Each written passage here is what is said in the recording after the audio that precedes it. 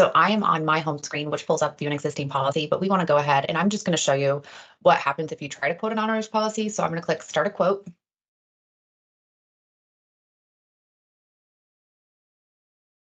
And enter in the information here.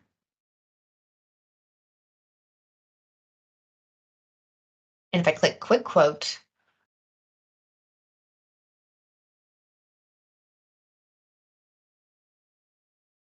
and just quickly go through this, the questions that were on there.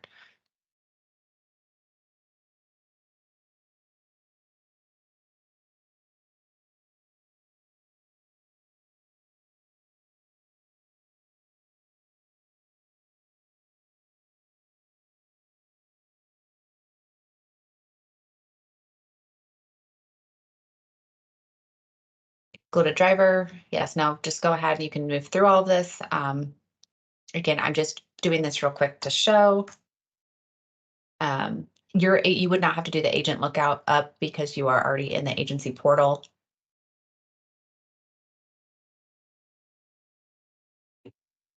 So if you click save and quote, what's going to happen is all of these questions are going to come up. You cannot go forward to submit application.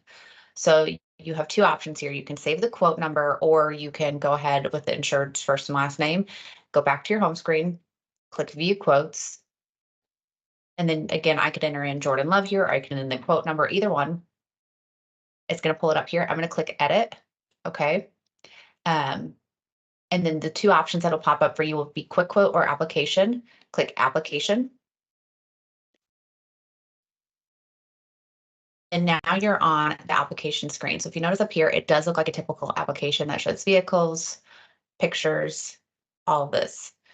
Has all these questions about uninsured motorist bodily injury recovery, accidental death and dismemberment, the prior insurance, homeowner's discount, all of that. So let me just show you real quick what happened. So I'm going to type in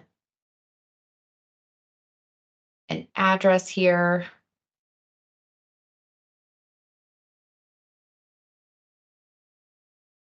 I did already use this address for an example, but I don't want to pre-populate it because it'll change the name from Jordan Love to Baker Mayfield.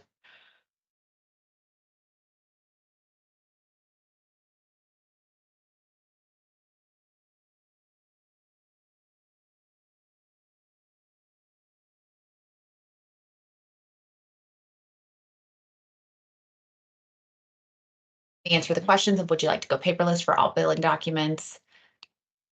Do you agree to receive text messages? Would you like to be sent billing reminders? You can still answer that just like you normally would in an application.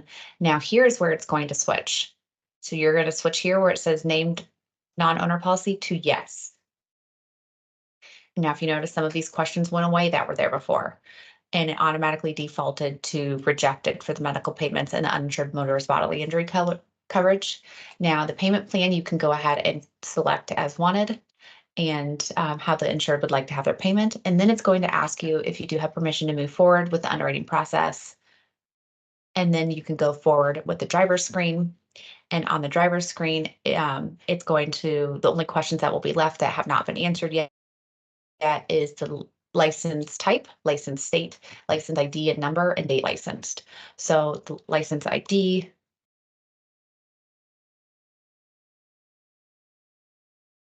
and the date that they were licensed. I completely forgot what day I put as his birthday. Okay. 16.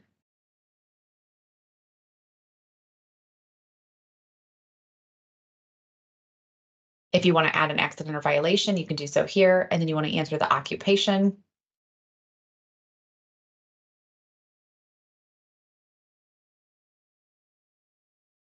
And then the questions come up again on the MVR, the suspended license or chart in the driver course.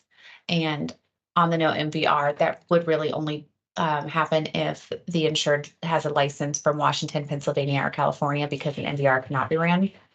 And then if you move forward to the quote screen,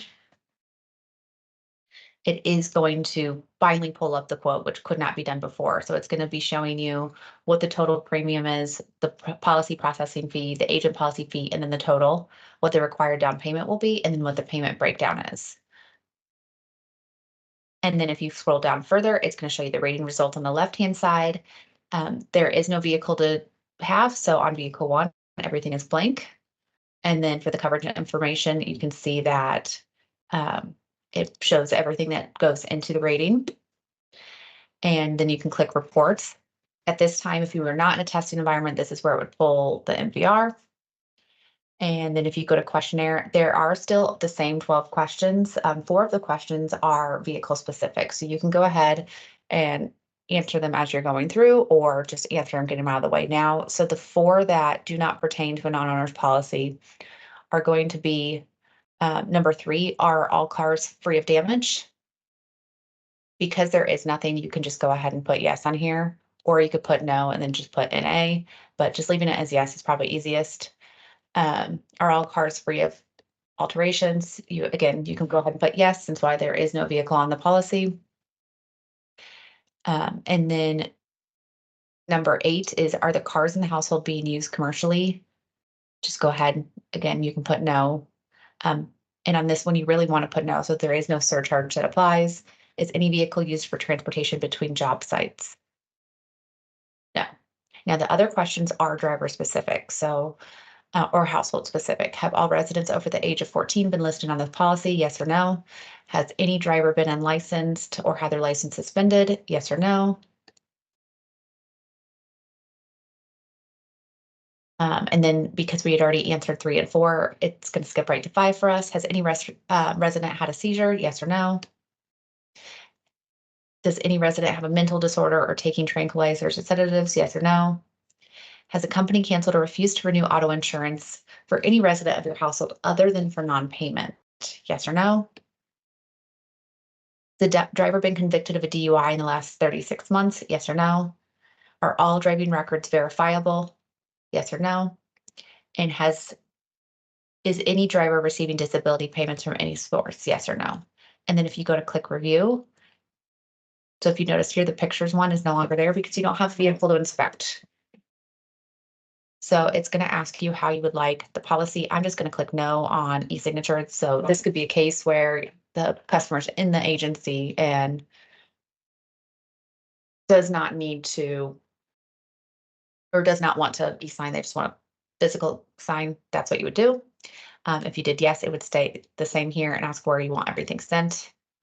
And then the payment here, it'll show the date paid, the deposit, and the deposit amount. So I'm going to go ahead and, just to make things faster, click cash. And then if you click complete, you can see here that the policy is bound and it automatically is taking you to our policy screen. 2 of the differences you're going to notice right off the bat on a non-owner's policy is when you click on the ID card, it is going to show non-owner's policy. And on this left-hand side here, where the vehicles option is, you don't have the option to go over like you would for other policies. If you notice, there's not the little caret there. And if you were to click on the vehicle screen, it just brings you to nothing.